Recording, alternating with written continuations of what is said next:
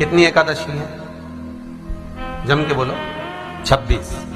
जो भगवान विष्णु के पास जाकर निवेदन करी थी वो निर्जला थी, निर्जला। इसलिए सारी एकादशियों में निर्जला एकादशी की महत्वता शास्त्र प्रमाण करता है महाराज। पर हिंदू धर्म के 3 व्रत ऐसे बता दिए जिन व्रतों का पुण्य समाप्त नहीं हुआ।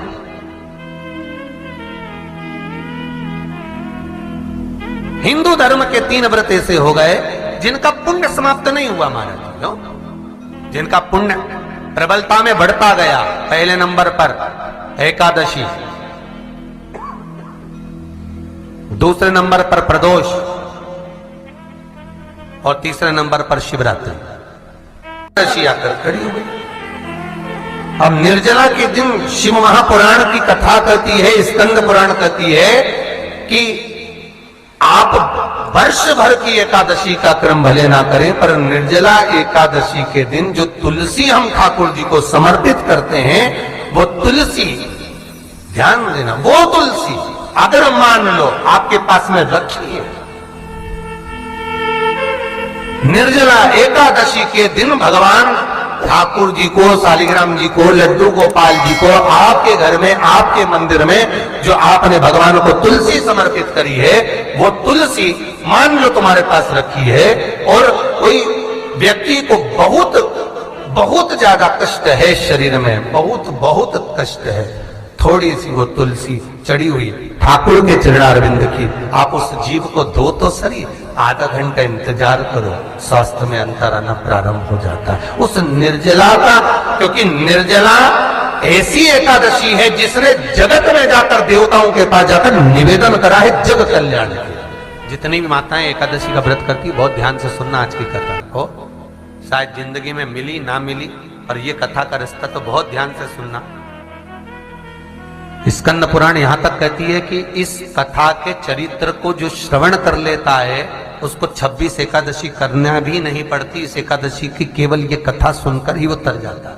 बहुत ध्यान से सुनना इसको, कथा को। एकादशी के दिन जब आप जल शंकर को चढ़ाने तो रोज ही जाते हैं, जब एकादशी का दिन रहे और शंकर जी के मंदिर में आप जल समर्पित करें तो 3 बार मुख से स्वधा स्वधा स्वधा या स्वधा स्तोत्र का पाठ, जिसमें 12 श्लोक 2-4 हैं। पैसा तो आ रहा है पर घर में टिक नहीं रहा, डॉक्टर में, पुलिस में, एक्सीडेंट आदि में, कहीं गलत जगह पर, व्यसन में अगर पैसा जा रहा है, जुए में, मांसाहार, मदिरा पान, या कहीं आया पैसा आने में कमी नहीं, आ रहा है पर टिक नहीं रहा, रुक नहीं रहा, कोई मांगने आ गया, दे दिया, फिर वहां से अपने पास नहीं आ रहा, अपन कह रहे हैं भैया हमारा पैसा लौटा दो, नहीं आ रहा। तो महाराज शिव महापुराण की कथा कहती है एकादशी के दिन गंगा के जल में मात्र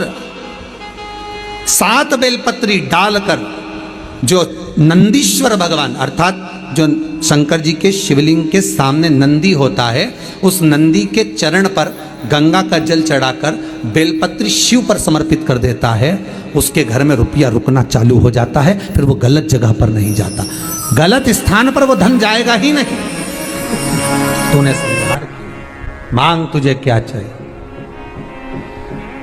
एकादशी ने भगवान विष्णु से कहा, नाथ प्रभु वर दे दो, मृत्यु लोक में जो मनुष्य मेरा व्रत करेगा, चाहे जलचर, थलचर, वायुचर या सांसारिक मनुष्य, मेरा अगर एकादशी का व्रत करेगा, प्रभु उसके यहाँ धन धान्य वैभव सुख संपदा बढ़ेगी और उस जीवात्मा को नरक नहीं भोगना पड़ेगा, सीधे वैकुंठ का उसको वास मिलेगा।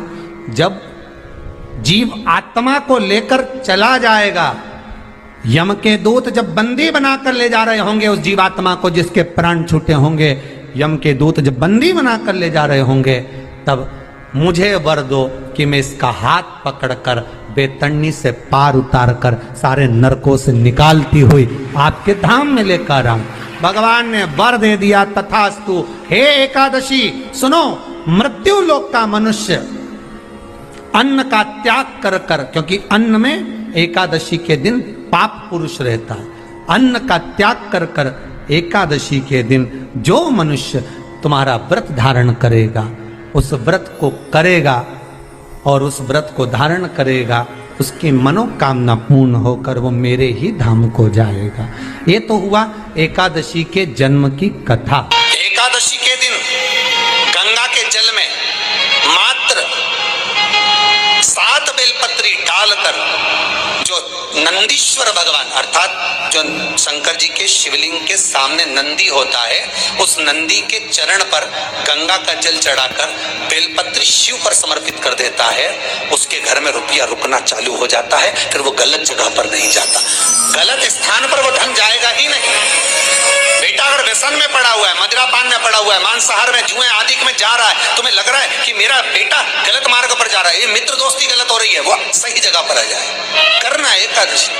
कई लोग इसको धन के लिए भी करते हैं, संपदा के लिए। संपदा के लिए अर्थात जिसका व्यापार नहीं चलता, जिसके घर में पैसा नहीं आता, या नौकरी नहीं लग रही, या सर्विस नहीं लग रही, आप अप्लाई कर रहे हो, जगह जगह जाकर इंटरव्यू भी दे रहे हो और पैसा नहीं आता, तो उसके लिए भी प्रयास किया जाता है। पर उसके लिए यहाँ पर जो धन के लिए करते हैं, उसके लिए विष्णुपदी के लिए करते हैं। मतलब जैसे गंगा के जल में तुलसी के 11 पत्ते डाले जाते हैं और उसको किसी भी नारायण के मंदिर में, राम कृष्ण शिव शंकर नहीं, राम कृष्ण भगवान विष्णु दत्त आदि जितने नारायण के मंदिर हैं, उस मंदिर में किसी भी पात्र में, एक छोटे से पात्र में उसको भरकर रखी आते हैं महाराज। उससे भी जॉब सर्विस नौकरी में सफलता प्राप्त हो जाती है। परंतु वो भी एकादशी को ही होता है। कुछ देर तक पात्र को रखा जाता है, फिर वही पात्र का जल किसी भी वृक्ष के नीचे डाल दिया जाता है, उससे भी नौकरी के लिए फायदा मिलता है। गंगा का जल कोई साधारण नहीं। दशमी, एकादशी और द्वादशी, इन 3 तिथियों पर एक रोटी में थोड़ा सा मीठा रखकर सोमक पितृ का नाम लेकर यदि गाय को खिला दिया जाता है, तो अगर कोई पूर्वज प्रेत योनि में भी पड़ा हुआ होता है, भटक रहा होता है, जिसको पिंड नहीं मिला, जो अचानक मर गया होता है, अधोगति में चले गया होता है, उस जीव की मुक्ति दशमी, एकादशी और द्वादशी, ये 3 दिन सोमक पितृ का नाम लेकर रोटी में, पूड़ी में मीठा रख कर गाय को खिला दिया जाता है। ये 3 दिन तक तो वो पितृ कभी भटकते नहीं है, उनको मुक्ति प्राप्त हो जाती है, मोक्ष में। नहीं, एकादशी है कौन, क्यों इसकी इतनी प्रधानता है, क्यों इसकी पुण्यता है, ऐसा क्या है एकादशी में जो इसकी पुण्यता मानी जाए? कौन है ये जो भगवान नारायण तक एकादशी का व्रत करते हैं? सुभद्रा जी को भगवान जगन्नाथ ने, जगदीश ने एकादशी का व्रत कराया था। बद्रीनारायण भगवान को माता लक्ष्मी ने एकादशी का व्रत कराया था। क्यों? चंद्रायण एकादशी व्रत की माता। एकादशी है कौन? तो कहा जिसको व्रत करने पर भगवान नारायण भी जिसका व्रत करते हो, भगवान माता लक्ष्मी जिसका व्रत करती हो, वो एकादशी है कौन? तो शास्त्र वर्णन करता है महाराज, स्कंद पुराण का सुंदर चातुर्मास्य खंड के अंतर्गत वर्णन आया है महाराज। एक बार भगवान विष्णु आनंद में विराजमान थे, पद्मावती और माता लक्ष्मी दोनों उनके पास में विराजी हुई थी। भगवान लक्ष्मी और पद्मावती दोनों बैठी, एक सिर के पास, एक चरण के पास। कुछ समय बाद वहीं पर ब्रह्मदेव का आगमन हुआ और ब्रह्मा जी आगमन पाकर भगवान नारायण पद्मावती से लगकर उठे और उठकर लक्ष्मी की ओर झुके। झुकने पर इन तीनों के समागम से भगवान नारायण के हृदय चित्त से एक कन्या प्रकट हो गई। उस कन्या का नाम एका था। क्या नाम था? एका। अब 10 उसके गुण इतने प्रबल थे, वो 10 गुण उसके बड़े प्रबल थे कि वो एका जिसको निहारती थी उसको संपदावान बना देती थी, जिसको देख लेती थी उसके जीवन में वो आनंद की अनुभूतियां करा देती थी। एका जिस मार्ग से जाती थी उस मार्ग के द्वार खोल देती थी। एका का पुण्य इतना पुण्य प्रखर। पद्मावती और लक्ष्मी ने कहा महाराज ये बेटी आपके द्वारा निर्मित हुई है, इसका कन्यादान करना चाहिए। हमारे यहाँ हिंदू धर्म में रीति है, जिस दिन कन्यादान करा जाता है उस दिन व्रत रखा जाता है। अब आजकल रखते कि नहीं रखते हो मालूम नहीं, और कन्यादान करते समय व्रत रखा जाता है, व्रत